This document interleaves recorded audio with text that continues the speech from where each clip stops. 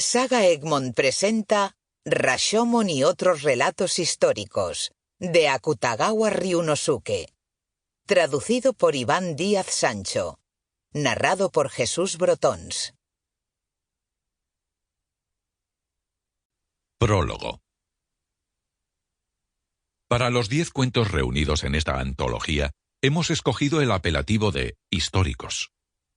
Sin embargo, deberíamos definirlos más bien como ahistóricos, puesto que la historia no tiene en ellos un papel relevante.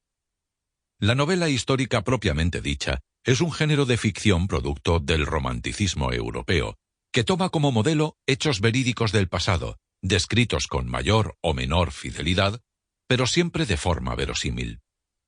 En ella se describen al detalle las creencias y costumbres de épocas distantes, por lo que su redacción exige un grado elevado de erudición y documentación, a diferencia de la novela de aventuras, donde la historia ya no será más que una excusa para el desarrollo de la acción.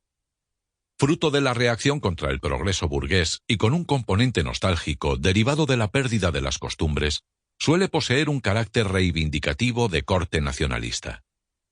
Si bien en Europa el romanticismo como escuela quedará obsoleto alrededor de 1850 para dar paso al realismo, que deriva a su vez en el naturalismo, en Japón no hará su aparición hasta la apertura a Occidente del gobierno Meiji, a partir de 1868. De hecho, su introducción en la literatura japonesa será simultánea a la de otras corrientes como el naturalismo, estableciéndose así un pulso entre ambas tendencias, la romántica y la naturalista, que dará origen a diversas polémicas y debates literarios. No existe en Japón, sin embargo, un arraigo profundo de ninguna de las dos corrientes, quizás porque la cultura nipona ha estado siempre caracterizada más por la continua transformación de elementos externos que por la constitución de esencias y principios inamovibles, más propios de la lógica y de la retórica occidentales. Así, el romanticismo y el naturalismo no se perciben como escuelas, sino como elementos diferenciados que podemos hallar en un mismo texto, decantándose el autor por una u otra tendencia en función de su sensibilidad. De ese modo lo entendió el máximo exponente de la literatura moderna japonesa, Natsume Soseki, 1867-1916, quien, consecuentemente, llegó a sugerir el abandono del análisis historiográfico de la literatura, pues este no hace más que reducir el sentido de la obra al espíritu de la época o a la biografía del autor. Soseki abogó por un análisis textual, avanzándose casi una década a las teorías formalistas. Lo que aquí propongo tiene relación con la historia, pero no está supeditado al desarrollo de la historia.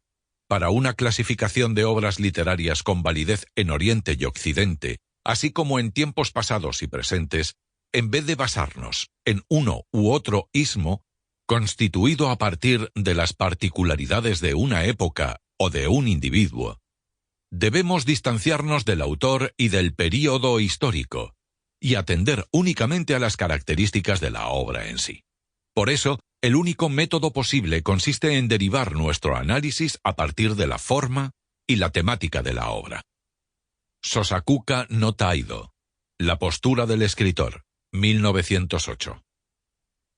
En el caso de Akutagawa, asistimos a un rechazo tanto del romanticismo como del naturalismo, si bien sus obras presentan influencia de autores suscritos a ambas tendencias.